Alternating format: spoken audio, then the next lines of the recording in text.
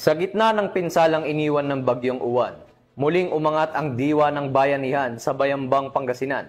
Katuwang ang mga residente, nagkaisa ang Bayambang Municipal Police Station sa paglilinis ng mga kalsada, pagtanggal ng mga natumbang puno at pagsasaayos ng paligid, patunay na ang serbisyong publiko ay higit pa sa tungkulin. Ibabalita yan ni Police Master Sergeant Marvin J. Romero.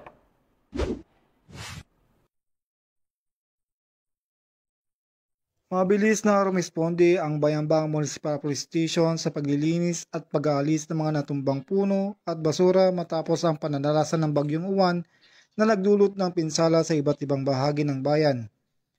Nagsanib puwersa ang Bayambang MPS kasama ang Bureau of Fire Protection, Municipal Disaster Risk Reduction Office, Environmental and Solid Waste Management Office at Engineering Office sa clearing operations na isinagawa sa 77 barangay ng Bayambang. Layunin ng kanilang pagkilos na maibalik agad ang kaayusan at kalinisan sa mga kalsada, gayon din ang kaligtasan ng mga residente.